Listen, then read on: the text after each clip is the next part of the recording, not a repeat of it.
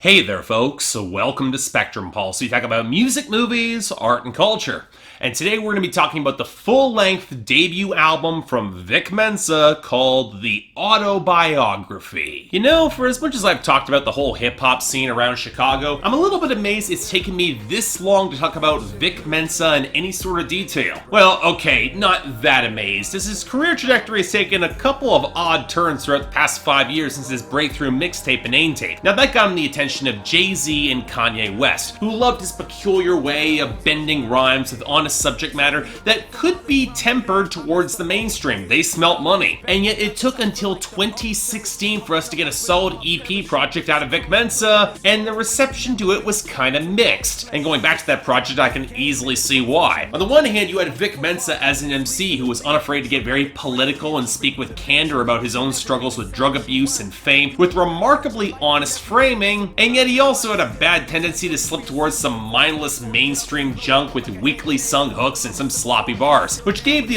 impression of a lot of squandered potential. And while I did respect there's a lot going on for songs like the title track and 16 Shots, it reminded me a lot of when Pusha T released his solo debut with My Name Is My Name back in 2013. A great versatile rapper with a very distinctive style and flow who ended up kind of let down by pointless attempts at mainstream crossover that especially in 2016 would not have gotten any traction. So of course I was curious about his debut project, The Autobiography, especially given that Vic Mensa had racked up an impressive and occasionally weird list of guest stars. I wasn't going to complain about seeing Pharrell, Joey Purp, Sid, or Dreezy show up, and considering what No ID had done for Jay-Z this year, there was a lot of potential going in for the sound and production on this project. But at the same time though, I get repping for Chicago, but I'm not sure that was enough of an excuse to put Chief Keef on this album, or whine the night it hails that Vic Mensa chose to get Weezer on this project, not just Rivers Cuomo. Again, this promised to be pretty interesting, so okay, what did I find in the autobiography? Well, honestly, I have been sitting on this review for a couple of days now, trying to give this record a few more listens to really solidify my opinion, and I'm sorry, I'm just not all that engaged by what Vic Mensa is putting together here. Mostly because it feels like the sort of pivot that doesn't entirely play to all of his strengths. To some extent, you can easily slot this into the major label debut album from a hip-hop artist that carries a fair few of the same cliches while watering down a lot of the sounds and emotions that made Vic Mensa so compelling in the first place. It's not bad, but if you're expecting the same level of raw emotionality or political content that he's been known to deliver on his mixtapes or EPs, well, you're not gonna get that. It's still decent, but man, this should have been better. But okay, let's start off with Vic Mensa himself, and I'll say this, as a rapper, I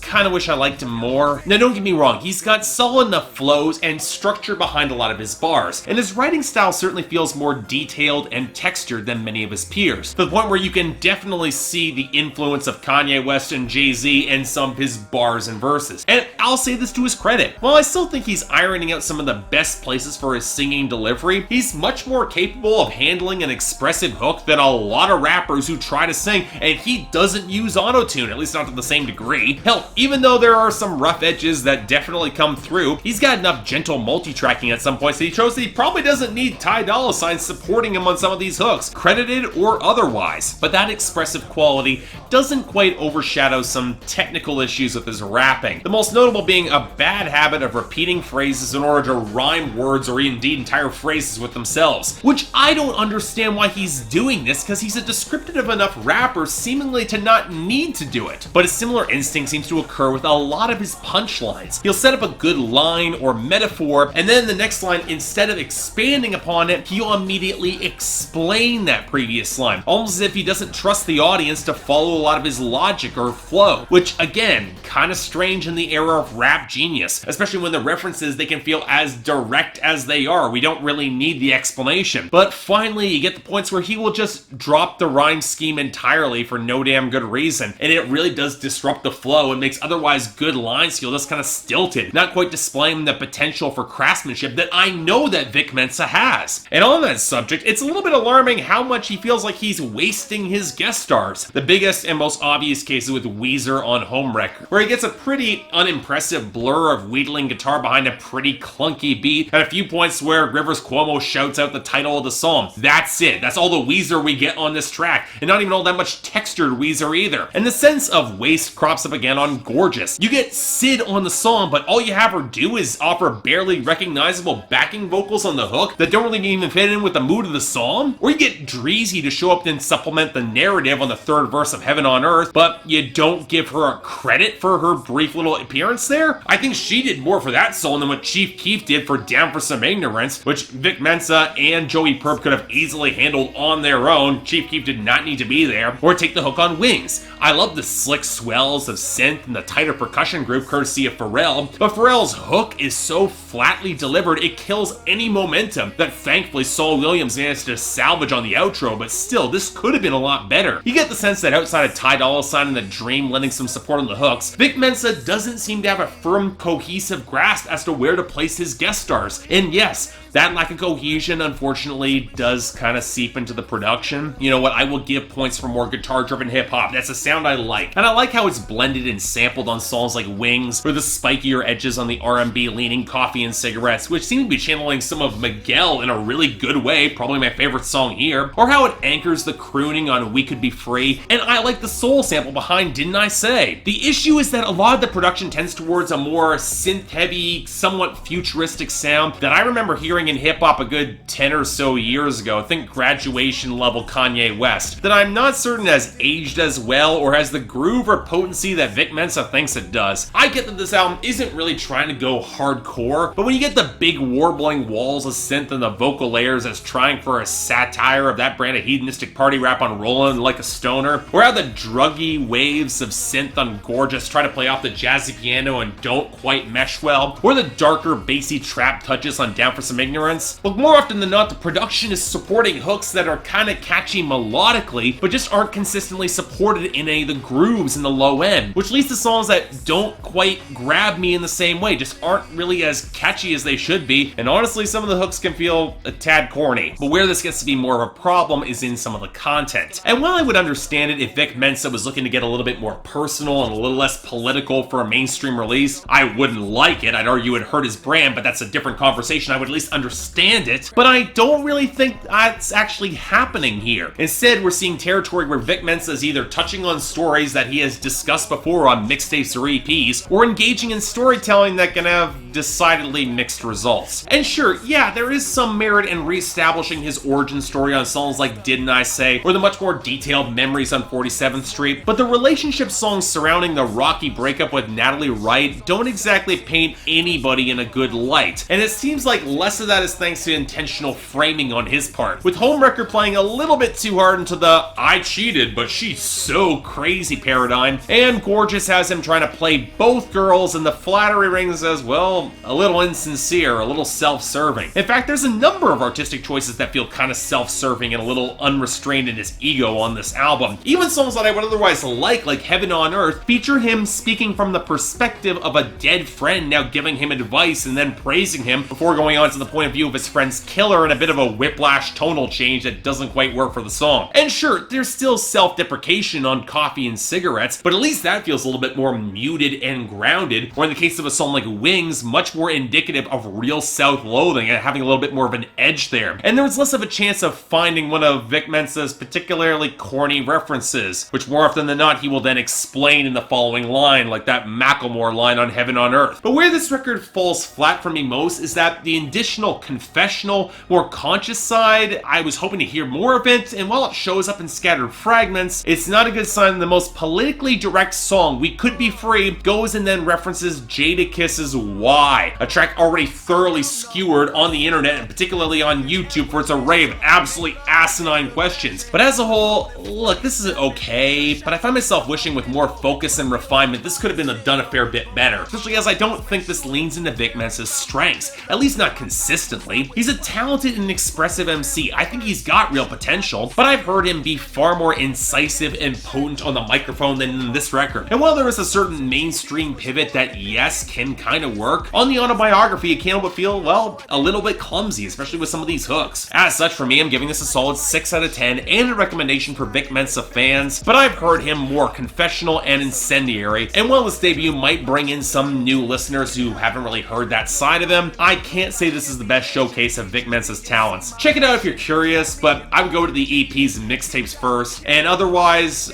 I wouldn't blame you if you passed over this one.